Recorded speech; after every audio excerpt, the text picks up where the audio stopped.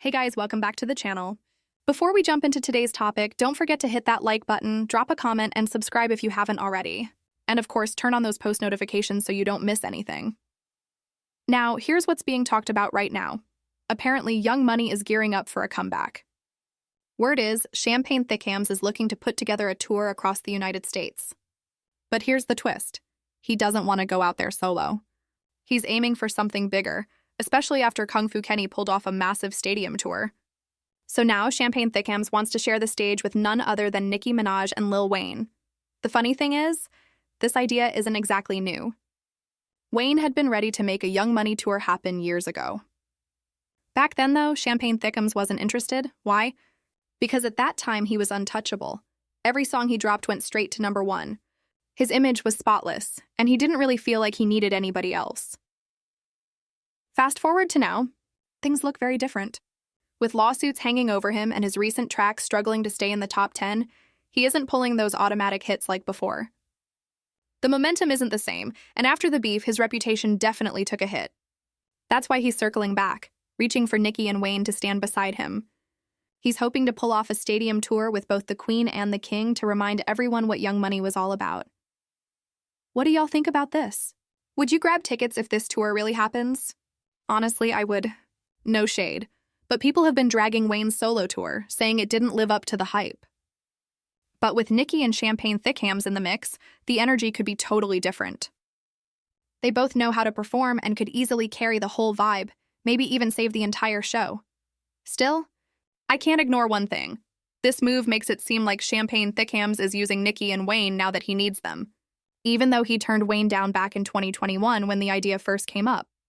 Okay, so let's rewind a little. Before Pink Friday See You even dropped, Champagne Thickhams was already talking about doing a tour with Nicki and Wayne. But here's the kicker. He wanted to get paid more than both of them. That's why it didn't happen back then. He eventually brought Nicki and Wayne out at OVO Fest in 2022, but that was just a guest appearance, not the full tour people wanted. Now all of a sudden he wants to revisit the idea? I just find the timing a little too convenient. Especially when you look at what's been happening in the industry. Kung Fu Kenny just wrapped a massive stadium run with SZA, grossing well over $100 million. Some shows were pulling in $11 to $12 million each. That's dominance. Of course, if Nicki, Wayne, and Champagne Thickhams did hit the road together, they could easily outgross that. But here's my issue. When Nicki was standing alone against the industry, Champagne Thickhams wasn't backing her. He was silent. Now that he's not in the industry's good graces, suddenly he needs Nicki's help. Suddenly, this YoungMoney reunion sounds like a good idea. It feels like he's moving out of convenience, not loyalty. And honestly, that's what rubs me the wrong way. All right, let's shift gears and talk about Doja Cat. So she's rolling out a Barbie doll line to go along with her V album. And on top of that, she's dropping a full Barbie-themed collection on the 26th. But honestly, I have just one question. Why Doja Cat of all people? Who even gave the green light for this collaboration? Now let me keep it real. The doll itself doesn't really hit the mark. The outfits, sure, they're kind of inspired by her vibe, but the actual face? It doesn't scream Doja Cat at all. It feels off, almost like they rushed it. And because of that, the whole thing looks a little cheap instead of iconic. To me, this comes across less like a creative project and more like a straight-up cash grab. No shade to Doja Cat. She's talented and she could definitely succeed in other business ventures. But a Barbie doll collection? That just doesn't feel authentic to her brand. Instead of elevating her image, it looks forced. Like someone behind the scenes is trying to squeeze extra money out of her name. That's just my take, though. What do y'all think? Would you actually buy a Doja Cat Barbie, or does this feel unnecessary to you too? Looks like the tea I shared earlier just got confirmed. Gorilla recently posted a picture, and in her caption, she dropped lyrics straight from JT's single Ran Out. Now let's be real. Ran Out was a whole anthem. A lot of people slept on that track, but it had the energy, the bars, and the vibe to easily be the song of the summer for female rap. Folks just didn't give it the credit it deserved. Anyway, Gorilla's caption said, "I'm that ba 'cause I mother effing said so." And if you know, you know. That's a direct line from Ran Out, which means the hints were true. These two are lining up to work together. This could be another big step in what's starting to look like the year of female rap unity. So here's my question for y'all. Who do you think is going to link up next? Could we finally see Cardi and Nicki on the same track? Maybe Cardi and Ice Spice dropping something?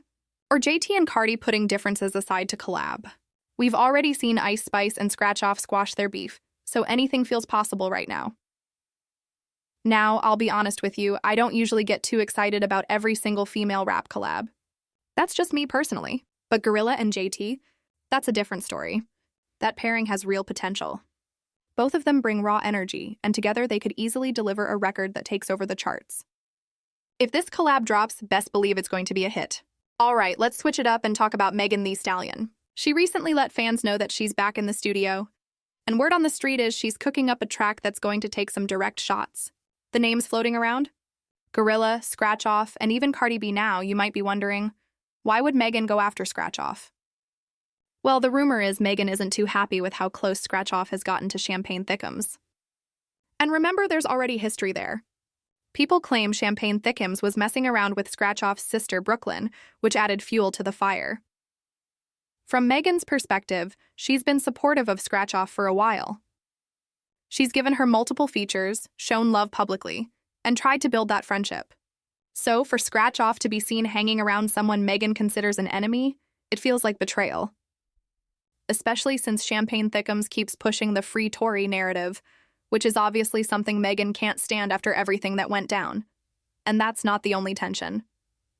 Megan and Cardi have always had this underlying shade, like quiet shots being thrown back and forth. They might not openly admit it, but the animosity has been there for a minute. On top of all that, Gorilla stirred things up a few months ago when she posted a Tory Lanez song. She tried to brush it off like it was nothing. But people definitely caught it, and Megan didn't forget. So, with all these little grudges piling up, it looks like Megan is ready to address them head-on through her music. And if she really does drop a diss track, you already know it's going to shake things up in the industry. Now, let's get into Scratch Off, because the numbers for her new single with Ice Spice just came in, and they're not looking good at all. The collab only managed to move 1,919 units this week. Yeah, you heard that right, less than 2,000. That's being called a straight-up flop by a lot of people. To be honest, I can't say I'm too surprised.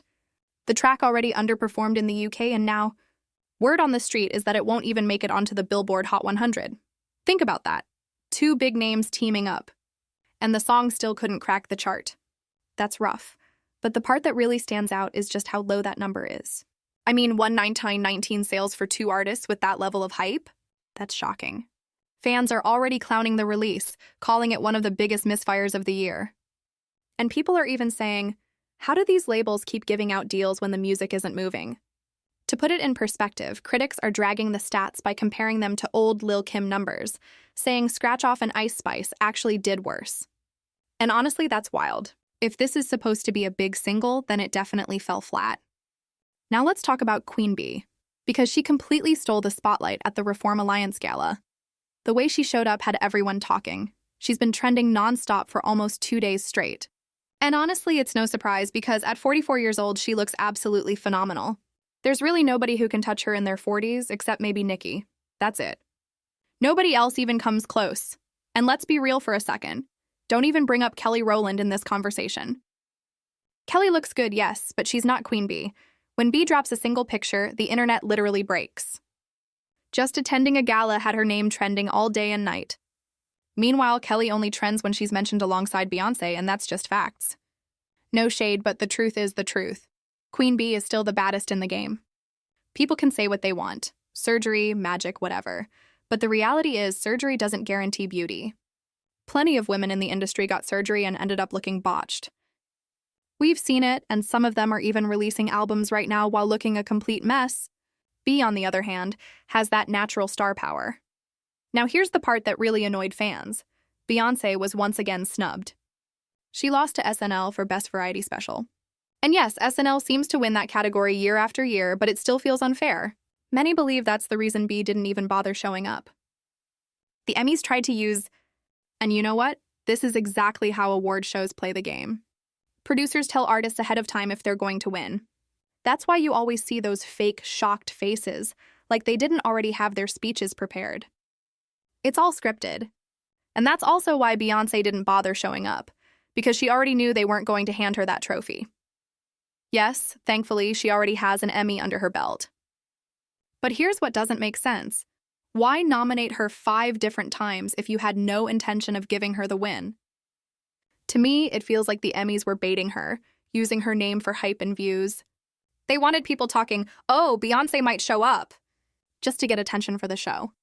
Honestly, that's messed up. Now, shifting gears, let's talk about what fans think is coming next. People are convinced that Act 3 is on the way. During Renaissance, she leaned heavily into silver. Then Cowboy Carter carried the gold aesthetic. Lately, she's been wearing a lot of brown, and fans are connecting the dots. Many believe this means Act 3 will carry a brown theme, possibly tied to a jazz, blues, or even rock-inspired album. And honestly, I'm curious. Rock is traditionally tied to black and white imagery, but Beyoncé has a way of flipping aesthetics into something fresh. Fans are already preparing themselves for a big rollout next year. The only thing I'll say is this. Sometimes her rollouts feel dragged out, and the music doesn't hold the same weight in the long run. Like, let's be real, nobody is really talking about Cowboy Carter's tracks anymore. The impact was huge at first, but the songs didn't stick the way she probably hoped. Now, moving on from that. It's being reported that Rihanna and Champagne Thickhams are officially locked in for a 2026 reunion world tour. The numbers sound huge. 20 stadiums, 12 countries, and projections of 1.5 million tickets sold out within hours. But here's my thing. I don't fully buy it. Rihanna and Champagne Thickhams don't even have a relationship right now. They don't talk, they don't communicate, and behind the scenes it's been said that ASAP, yes, the colorist, does not want Rihanna working with Champagne Thickhams. And honestly, it makes sense. Champagne Thickhams has history with Rihanna, and he's even thrown shots at ASAP in songs, including Family Matters. Out of respect for her current relationship, why would Rihanna agree to tour with him? Now, a solo stadium tour for Rihanna? That I can see. Or maybe even teaming up with Eminem again, like she did about a decade ago. But with Champagne Thickhams? Not likely. Especially after how he embarrassed her at the VMAs with that public love confession, something she later admitted she hated. She made it clear in interviews that she didn't really mess with him like that, and for her to suddenly link up now? That would feel fake. So, I'm calling cap on this tour rumor. But what do you all think? Do you believe Rihanna and Champagne Thickhams would actually team up again, or is this just industry chatter?